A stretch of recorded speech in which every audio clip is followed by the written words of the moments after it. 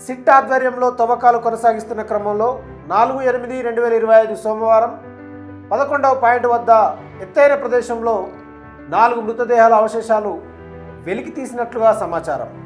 అధికారులు ఈ కేసులో కీలకంగా ఉన్న పారిశుద్ధ్య కార్మికుడు చూపించిన ప్రాంతాలను మొత్తం 13 పాయింట్లుగా గుర్తించగా 8, 9, 10 పాయింట్లలో 8 ఫీట్ల వరకు తవ్వకాలు చేసినా ఏం లభించలేదు. దీంతో 11, 12, 13 పాయింట్ల వద్ద తవ్వకాలు చేపట్టగా 11వ పాయింట్లో 4 మృతదేహాల అవశేషాలు బయటపడినట్లుగా తెలుస్తోంది. ధర్మస్థలం కర్ణాటకలో ఒక పవిత్ర పుణ్యక్షేత్రం. కానీ నేడు రాష్ట్రాన్నే కాదు ఏకంగా దేశాన్నే ఉలిక్కిపడేలా చేసింది ఆ ధర్మస్థల. ఒక పవిత్ర స్థలంలో మానవత్వాన్ని మర్చిపోయి కొన్ని మానవ మృగాలు తమ పైశాచిక ఆనందం కోసం మహిళలను, చిన్నపిల్లలను చంపడమే కాకుండా స్త్రీల మర్మస్థానాలలో మట్టి నింపి పూడ్పించి రాక్షస జాతికి కేర్ ఆఫ్ అడ్రస్గా నిలిచింది ఈ ధర్మస్థల ప్రాంతం.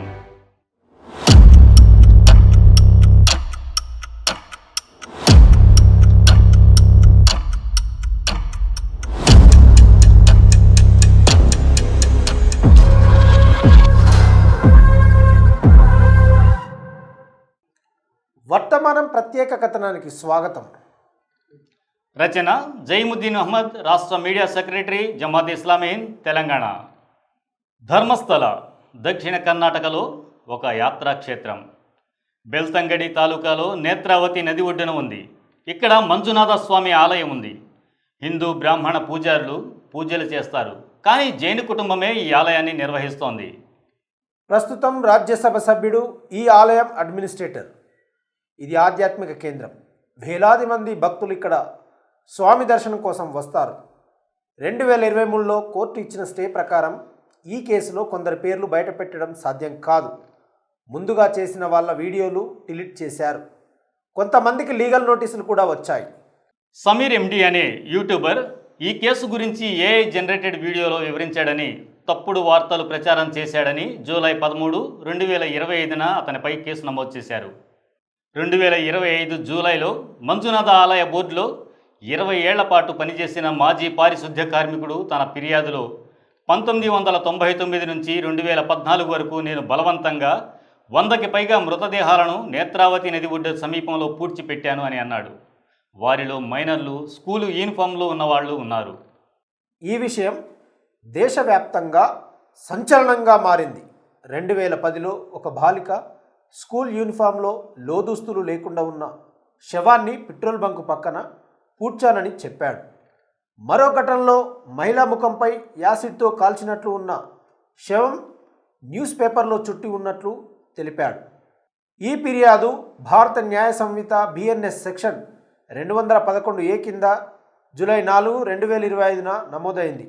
ఆ కార్మికుడు ఫోటోలు, అస్థిపంజర శేషాలు ఆధారంగా పోలీసులకు ఇచ్చాడు. జూలై 10, 2025న విట్నెస్ ప్రొటెక్షన్ స్కీమ్ 2018 కింద అతడికి రక్షణ కల్పించారు. జూలై 11న కోర్టులో వాంగ్మూలం ఇచ్చి హత్యలు చేసిన వారి పేర్లు బయటపెట్టారు. ఇతని కుటుంబంలో బాలికపై దాడి కూడా జరిగింది. అందువల్ల ఇతను 2014 డిసెంబర్ ధర్మస్థలం నుంచి పారిపోయి 2025లో తిరిగి వచ్చి ఫిర్యాదు చేశాడు. మీ మీద ఏదైనా చెప్పినట్లయితే ముక్కలుగా నరికేస్తామని బెదిరించడంతో ఇప్పటి వరకు బయటపెట్టలేదని చెప్పాడు. అసలు మృతదేహాలను నేత్రావతి నది వద్ద ఎందుకు పూడ్చారు?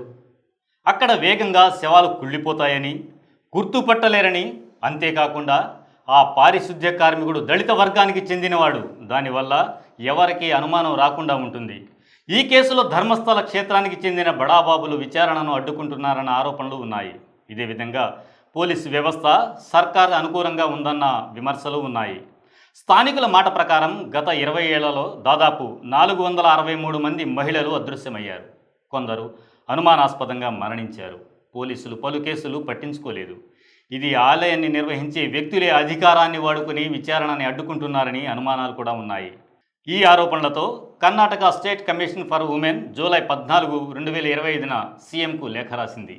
గత 20 ఏళ్లలో అదృశ్యమైన మహిళలు మరణాలపై వివరాలు ఇచ్చి ప్రత్యేక విచారణ కమిటీ సిట్ను ఏర్పాటు చేయాలని కోరింది.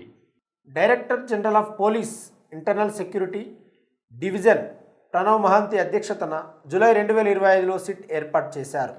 ఇంతటి సంచలన సంఘటనలో హత్యలు అఘాయిత్యాలకు న్యాయం జరగని అనేక మహిళల్లో ఇద్దరిని గుర్తు చేసుకోవాలని, ఈ ఘటన నిజమా కాదా అని తెలుసుకోవాలి. మొదటి అమ్మాయి అనన్య భట్, 18 సంవత్సరాల వయసు. మణిపాల్ కస్తూర్బా మెడికల్ కాలేజీలో ఎంబీబీఎస్ మొదటి సంవత్సరం చదువుతోంది. స్నేహితురాళ్లతో కలిసి ధర్మస్థల సందర్శనకు వెళ్ళి ఆలయంలో కనిపించకుండా పోయింది. స్నేహితురాళ్ళు ఆమె తల్లి సుజాత భట్కు సమాచారం ఇచ్చారు. సుజాత భట్ సిబిఐలో స్టెనోగ్రాఫర్గా పనిచేస్తోంది. ఆమె అనన్యను వెతికే క్రమంలో ధర్మస్థలంలో తెల్ల బట్టలు వేసుకుని వచ్చిన నలుగురు ఆమెను కొట్టి స్పృహ కోల్పోయేలా చేశారు. దాంతో ఆమె బెంగళూరులో కొంతకాలం కోమాలో ఉన్నారు. పోలీసులు మరియు ఆలయ నిర్వాహకులు ఫిర్యాదు నమోదు చేయకుండా నిరాకరించారు. ఇక రెండో అమ్మాయి సౌజన్య, 17 సంవత్సరాల వయసు. బెల్గంగడి తాలూకా ఉజిరేలోని శ్రీ ధర్మస్థల మంజునాథేశ్వర కాలేజీలో చదువుతోంది. అక్టోబర్ 9, 2012 ఉదయం 7:30 ఇంటి నుండి బయటికి వెళ్ళింది. సాయంత్రం దాకా ఇంటికి రావాల్సిన సమయానికి రాలేదు. తల్లిదండ్రులు మరియు గ్రామస్తులు కలిసి వెతికారు, కానీ ఎక్కడా ఆమె జాడ కనిపించలేదు. మరుసటి రోజు ఆమె శవం చెట్టు కింద ఉంది. మునుపటి రోజు గ్రామస్తులు అక్కడ వెతికారు, అప్పుడు లేదు.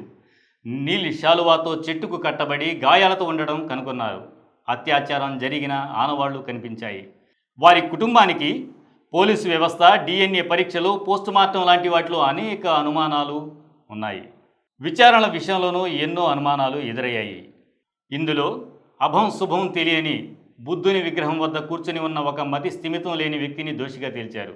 కానీ మృతురాలు సౌజన్య గోళ్లకున్న మట్టి, ఇతని వద్ద దొరికిన శాంపుల్స్ సరిపోలేదు. దాంతో అతన్ని వదిలేశారు.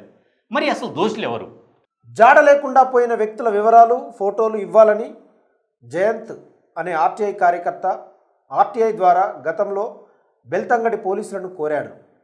దానికి పోలీసులు ఇచ్చిన సమాధానం విస్మయం కలిగించేలా ఉన్నది. వీటికి సంబంధించిన అన్ని డాక్యుమెంట్లు, పోస్టుమార్టం రిపోర్ట్లు, వాల్ పోస్టర్లు, నోటీసులు, ఫోటోలు అన్నీ రోజువారీ అడ్మినిస్ట్రేటివ్ ఆదేశాల మేరకు తాము ధ్వంసం చేశామని పోలీసులు తెలిపారు.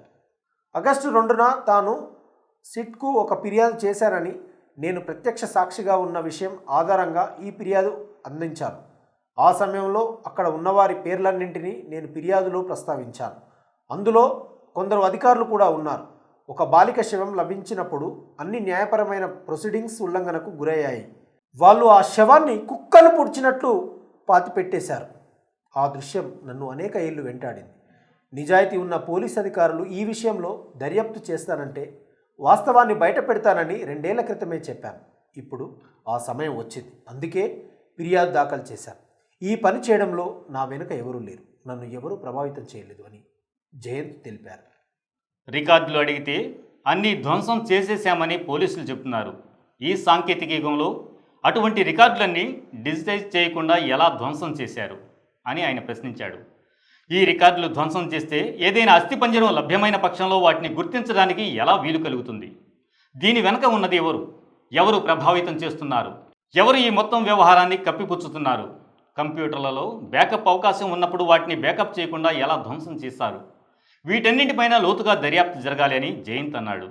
సిట్ ఆధ్వర్యంలో తవ్వకాలు కొనసాగిస్తున్న క్రమంలో సోమవారం 11వ పాయింట్ వద్ద ఎత్తైన ప్రదేశంలో 4 మృతదేహాల అవశేషాలు వెలికి తీసినట్లుగా సమాచారం. అధికారులు ఈ కేసులో కీలకంగా ఉన్న పారిశుద్ధ్య కార్మికుడు చూపించిన ప్రాంతాలను మొత్తం 13 పాయింట్లుగా గుర్తించగా 8, 9, 10 పాయింట్లలో 8 ఫీట్ల వరకు తవ్వకాలు చేసినా ఏం లభించలేదు. దీంతో 11, 12, 13వ పాయింట్ల వద్ద తవ్వకాలు చేపట్టగా 11వ పాయింట్లో 4 మృతదేహాలు అవశేషాలు బయటపడినట్లు తెలుస్తుంది. ఇలాంటి అన్యాయాలు మన సొంత కుటుంబం, స్నేహితులకి జరిగిన మన పరిస్థితి ఎలా ఉంటుందో ఒక్కసారి ఊహించుకోవాలి. కాబట్టి కులం, మతం, పలుకుబడికి అతీతంగా సక్రమ విచారణ జరిపి నిజమైన నిందితులను కఠినంగా శిక్షించాలి. ఆ ఆడబిడ్డలు వన్య మృగాలను మించిన మానవ మృగాల కబంధ హస్తాలలో బలి అయ్యాయి. తమ ఆర్తనాదాలు అరణ్య ఘోషగా మిగిలింది. చందమామ వంటి ముఖాలు యాసిడ్ దాడులతో వికృతాకారాలుగా మారాయి. వెలకట్టలేని ఆ తల్లుల కన్నీరు శోక సముద్రాలవుతున్నాయి. నా బిడ్డ అస్థికలైనా ఇవ్వండి, నా సాంప్రదాయం ప్రకారం ఖననం చేసుకుంటాను అని న్యాయ పోరాటంలో ఓడిన ఆ తల్లి ఆవేదన ప్రతి కంటిని చెమ్మగిల్లేలా చేస్తోంది. అందుకే సిరివెన్నెల సీతారామశాస్త్రి అంటారు, నిగ్గదీసి అడుగు ఈ సిగ్గులేని జనాన్ని, అగ్గితోటి కడుగు ఈ సమాజ జీవోత్సవాన్ని, మారదు లోకం మారదు కాలం. మనం జీవిస్తుంది అరణ్య జీవనం కాదు, సమాజ జీవనంలో. ఒక నియమ నిబంధనలతో కూడిన స్వేచ్ఛా వాతావరణంలో. ప్రజాగోడు వినే న్యాయస్థానాలు మనకు ఉన్నాయి. న్యాయస్థానాలపై మనకు నమ్మకం ఉంది. న్యాయం జరుగుతుందనే నమ్ముదాం. కలిసికట్టుగా న్యాయం కోసం పోరాడుదాం. పెత్తందారీల కబంధ హస్తాలలో బందీ అవుతున్న ఆర్తులకు అండగా ప్రభుత్వాలను తట్టి లేపే మరో అంశంతో మళ్ళీ మీ ముందుంటాం. Until then, stay with us.